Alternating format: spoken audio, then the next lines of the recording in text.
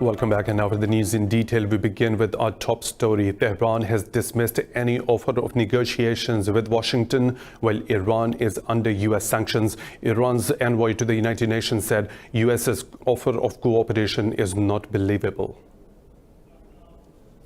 Ravanchi said Washington had begun a new series of escalations and animosity with Iran by killing Major General Soleimani. In a letter to the UN, the American ambassador said the US is ready to engage in serious negotiations with Iran without preconditions to preserve global peace. Kelly Craft said the killing of Iranian commander Soleimani was self-defense. Craft pledged to take more action if necessary in Middle East to protect US personnel and interests. She said US airstrikes in Iraq were a response to escalating attacks by Iran and its militias on US forces in recent months. Kraft said the aim was to deter Iran from supporting aggression and to degrade its ability to conduct attacks.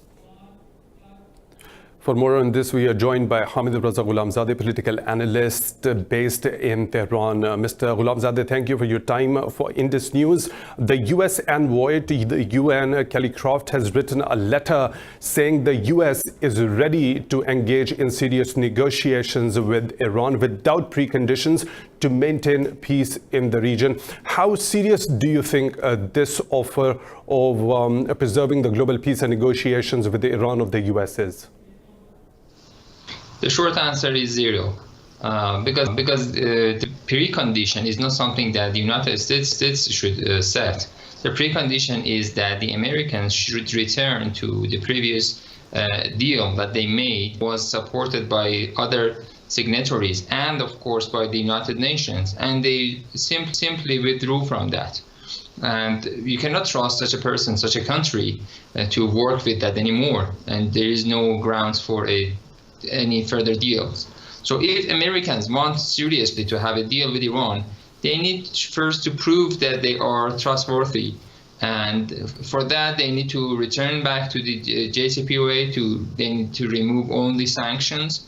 And these are the preconditions that actually are not set by Americans and even not by Iranians. It's by any common sense that when you have the Americans leaving the previous deals, leaving the climate treaty, leaving the North Atlantic treaty, every treaty they have left, so you cannot trust them anymore. So if they want to be trusted, if they want to have really seriously another deal, they just need to actually return to the previous one, fulfill all the commitments, and then we can talk about any further negotiations. So, Mr. Ghulamzadeh, after that Iran has expressed the suspicion that this offer of preserving global peace and coming to direct negotiations without preconditions with Iran from the U.S. side, do you see further escalation in this situation or ease in the tensions in coming days between both of these countries? Less than a week ago, Americans killed a top general from Iranian officials, and it was a crime against the international law. So this is one of the first problems. But they also received the response to that partially just yesterday, we can say. And it was clear that, yes, the message was clear to the Americans that if there is any escalation, if there is any attack, you are going to receive a strong response to that. And based on what President Trump said last night, it was clear that they have received the message, and the attack has been, the magnitude of the attack, the response by Iran has been great enough to prevent them from any further reactions. So okay, Mr. Ghulamzadeh, talking about the public sentiment within Iran, what is the situation right now over there? What is the overall public mood? Inside Iran, as soon as people understood that there has been some missile attack against the American airbase, everyone was happy here. People were chanting against America. They were chanting Allahu Akbar on the streets. They were waving flags on the streets. And even on the cyberspace, you could see people on the social networks and everywhere that they were happy from what happened. However, all right. When the Americans said that there has been no casualties. Thank you very much, Mr. Hamid Raza Ghulamzadeh, political analyst based in Tehran, for your time at Indus News. Moving on, commenting on Iran's strikes at American targets in Iraq, U.S. Defense Secretary Mark Esper says nothing major was damaged. He said tents and a parking lot were hit while a helicopter was damaged. Esper said the U.S. military remains poised and ready to respond to further Iranian actions. He said Iran launched 16 short-range ballistic missiles from 3 locations. Esper said 11 missiles hit Al-Assad Air Base, while 1 struck in Erbil. In the United States, politicians are divided over President Donald Trump's actions in Iraq, which escalated the tensions between Washington and Tehran. More about their reaction to the recent crisis in this report. The White House briefed Capitol Hill on the killing of Iranian Major General Qasem Soleimani, as Democrats were trying to rein in the president's ability to go to war. But Trump administration officials couldn't convince Democratic lawmakers and some Republicans as well. After the sessions, most Republicans praised President Trump's decisive action. I'll tell you this, I am convinced that had decisive action not been taken, we could very well be standing here today talking about the death of dozens, if not hundreds of Americans at the hands of Shia militias working as proxies for the Iranian regime. Democratic Senator Tim Kaine said the US strike did not meet the standard of an imminent threat. It is a far cry from meeting a standard of imminent threat. They had to leave pretty quickly, so about 10 of the attending senators, 10 to 15, got to ask questions, and many others did not get to ask questions, but at least based on the presentation that was made, it does not meet what I consider to be an imminent threat. While that's happening, Democrats in Congress have scheduled a vote this week on legislation to rein in the president's ability to wage war. In another development in Iraq, 2 rockets have struck near the U.S. embassy inside Baghdad's Green Zone, which houses government buildings and foreign missions. No casualties have been reported in the attack. The Iraqi military says the projectiles were Katyusha rockets. Just before midnight, 2 loud blasts followed by Green Zone security sirens were heard in the capital. No one has claimed the responsibility. The attack came a day after Iran launched ballistic missiles at Iraqi bases housing American forces.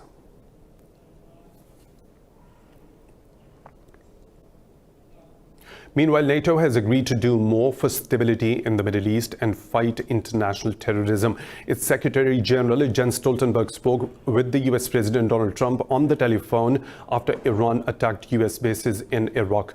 Later, in a statement, NATO said Trump asked the Western alliance to take up a more prominent role. It says Stoltenberg and Trump agreed to stay in close contact on the issue. Meanwhile, Iran's foreign ministry spokesman Abbas Moussavi said NATO is now a tool to justify America's evil political goals. He said regional stability can only return when the terrorist acts of trans-regional forces operating under NATO come to an end. Moreover, Brazil's Petrobras has temporarily suspended shipping through the Strait of Hormuz amid US-Iran row. The state-owned oil company said it made the decision after carrying out a risk assessment with the Navy. The Rio de Janeiro-based corporation assured the supplies of oil in Brazil would not be affected. It also said it does not foresee a rise in prices of its oil products because of the regional tensions. The Strait is a vital shipping route for a fifth of the world's crude oil as it links up the Gulf's oil producers with the global markets. Following last week's killing of Iran's Major General Qasem Soleimani, traders are worried Tehran could block the route.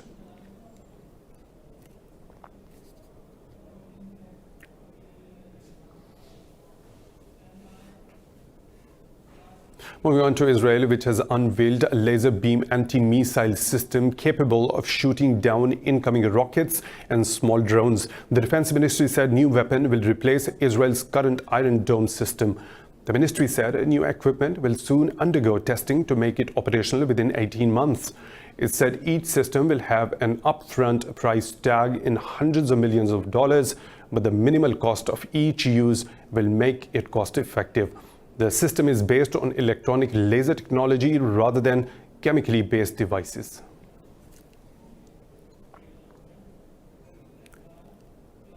More stories to follow, but right after a short break.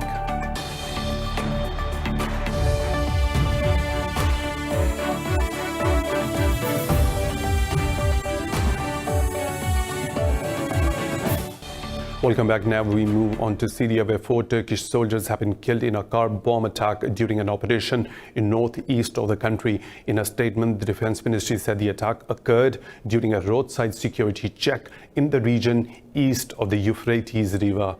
Turkey launched Operation Peace Spring with allied Syrian rebels in the area in October. It targeted Kurdish militias, which Ankara holds responsible for spreading terrorism in northern Syria. France, Egypt, Greece and Cyprus have stressed their opposition to Turkey's decision to send troops to Libya. The 4 countries' foreign minister met in Cairo and criticized the military deal between Ankara and Tripoli's UN-recognized government. The agreement between Ankara and Tripoli has given Turkey rights over a vast area of the eastern Mediterranean. Egypt and the European powers declared the agreements null and void. French Foreign Minister Jean-Yves Le Drian said only a political solution can end the Libyan crisis.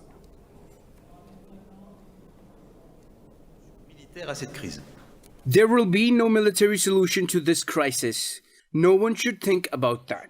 The solution can only be political. My second belief is that there will be no solution to this crisis unless international law is respected and UN resolutions are strictly adhered to. Et si les résolutions des Nations Unies? Meanwhile, the UK, Germany and Italy have put out a statement calling for an end to fighting and interference in Libya. Now moving on, the European Union President Ursula von der Leyen says the EU is ready to develop an unprecedented partnership with Britain after Brexit.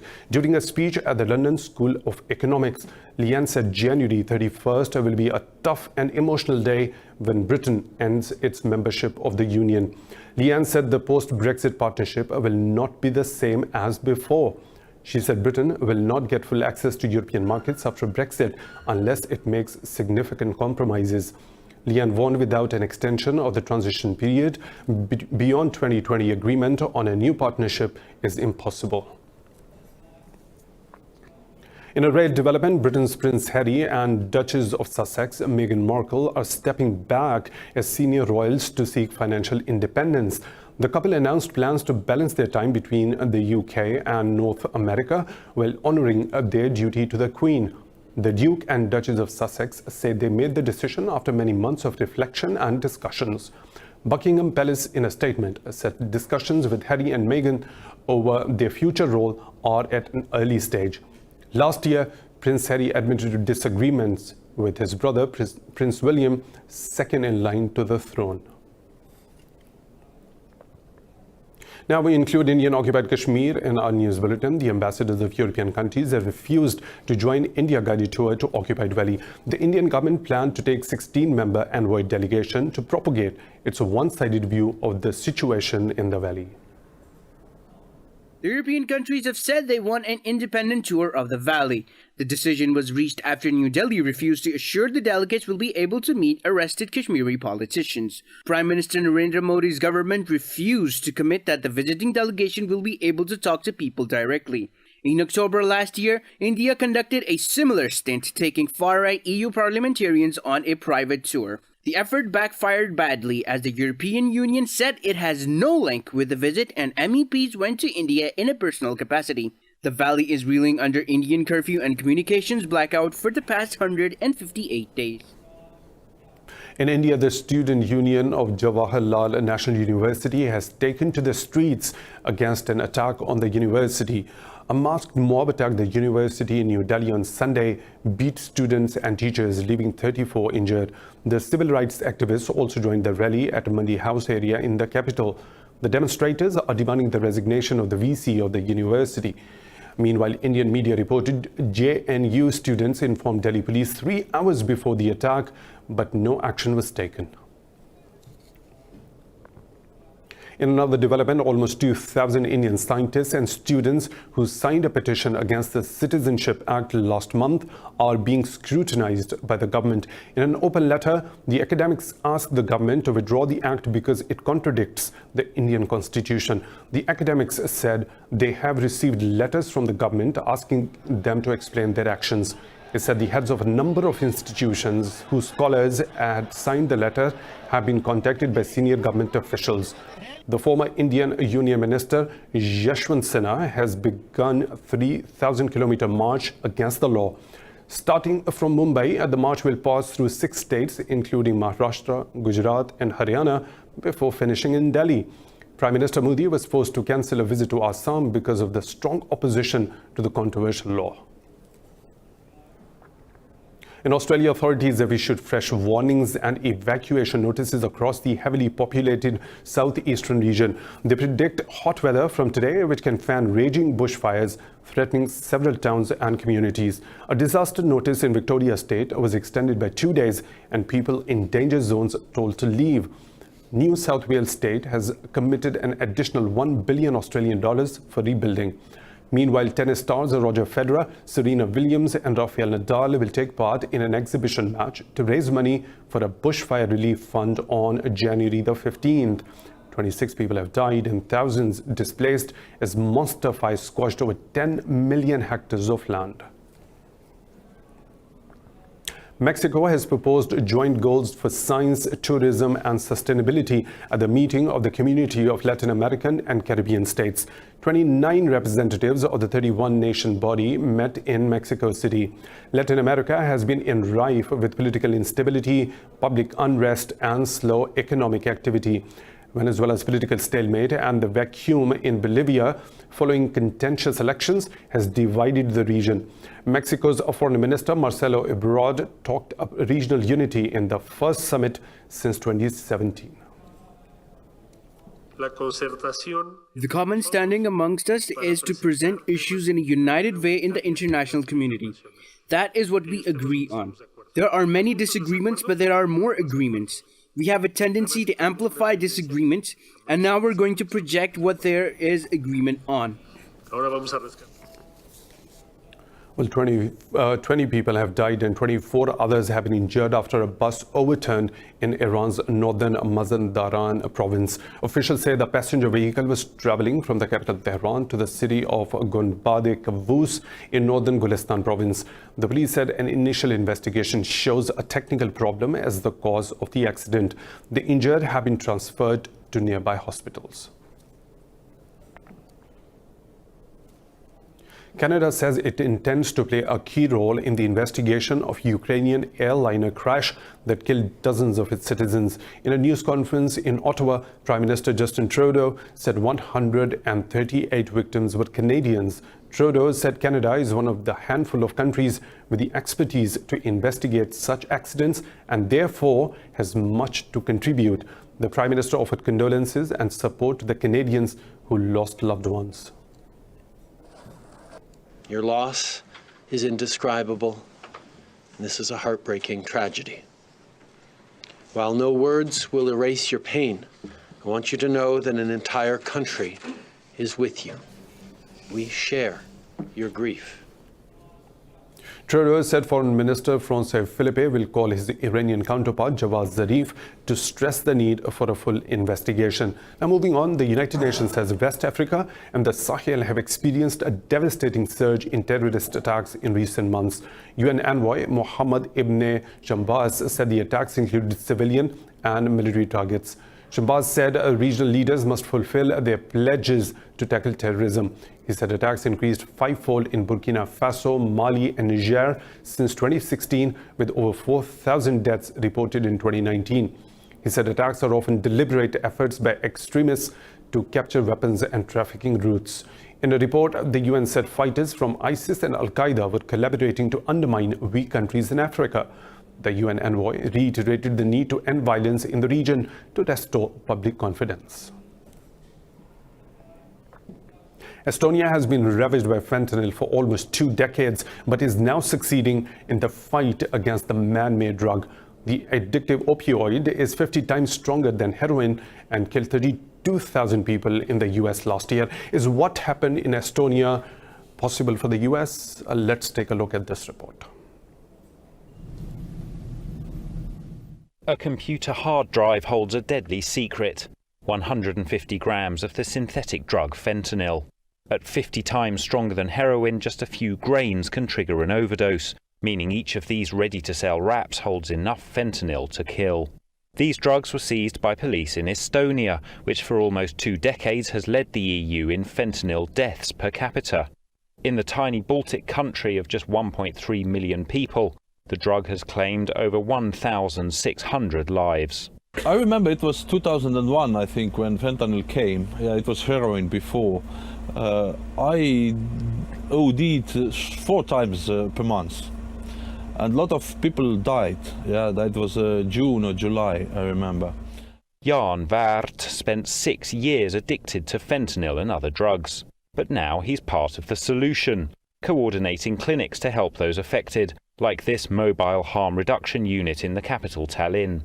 This public health drive has helped Estonia engineer a remarkable drop in death rates, making it one of the world's rare success stories in the fight against the deadly opioid.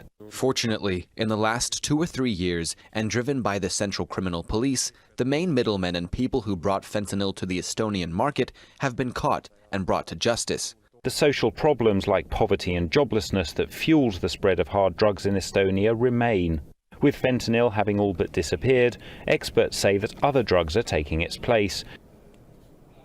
In Germany, a 7-year-old art genius has unveiled his collection of paintings at an exhibition in Berlin. Selling his work for tens of thousands of dollars, the prodigy has become an art world sensation. This report tells you more about the little artist who is a big fan of Pollock and Jean Michel. Dubbed a preschool Picasso, young Mikhail Acker doesn't flinch as the cameras click around him. The German artistic prodigy has spent half of his life in the limelight. An expressionist style of painting is visible in the abstract explosion of colors in his latest collection. Here are a few strokes, and then I sometimes think, yes, it looks cool, but if I do a lot more things here, it looks a bit funny. But if I take less, it looks better. Acker has his own unique techniques, like applying paint by punching the canvas with his father's boxing gloves. Visitors at the presentation said they are surprised to see the artist was a child who was just starting primary school. I'm speechless. Okay, that could have been an adult. I find the dissolving shape a little more interesting than the more patterned ones. One work in the collection was recently sold for $12,000. Acker has more than 40,000 followers on Instagram and plans his first international exhibition in the spring. Honda has unveiled its augmented driving concept at the Consumer Electronics Show in Las Vegas. It is the Japanese car maker's vision for the future of autonomous driving. This report has the details. As more and more vehicles can drive themselves, Honda believes people might miss driving their own car.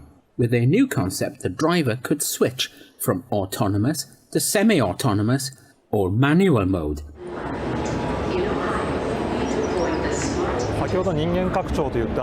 We are trying to recreate the feeling of moving on foot with a vehicle, because your feet move automatically in response to your thoughts and feelings, like autonomous driving. We wanted to make mobility that is able to respond to such human feelings and thoughts.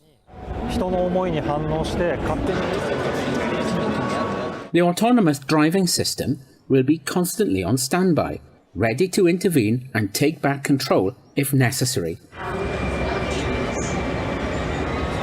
The augmented driving concept steering wheel works by simply tapping it on the top to start,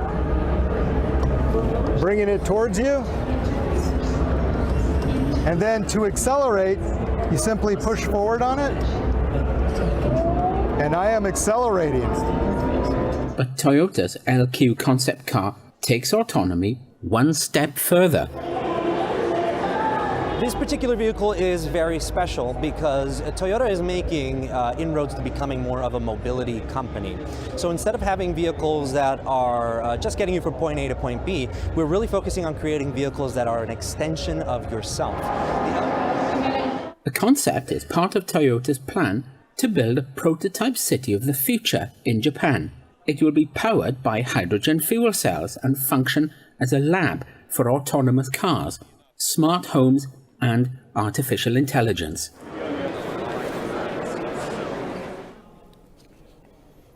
It's time for a short break. We'll be right back.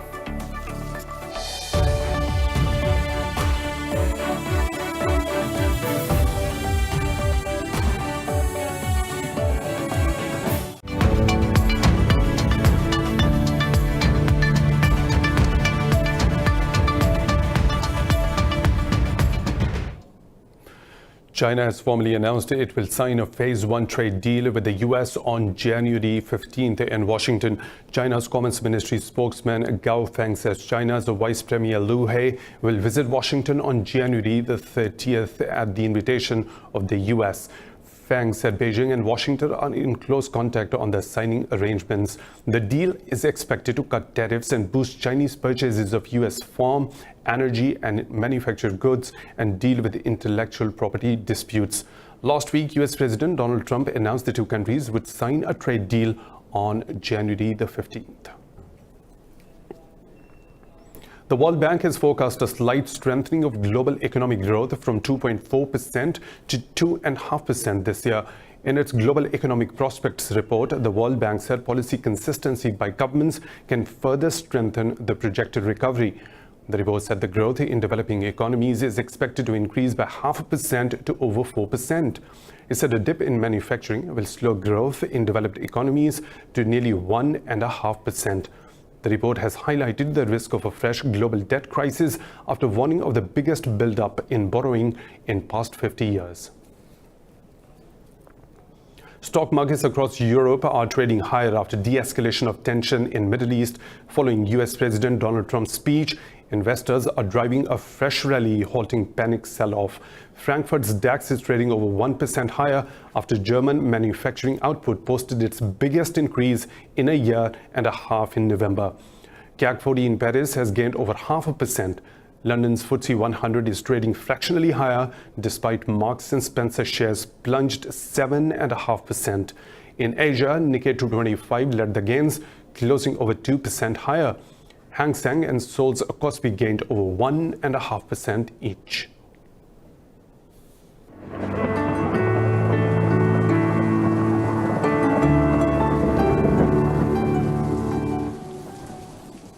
Another weather situation from around the globe.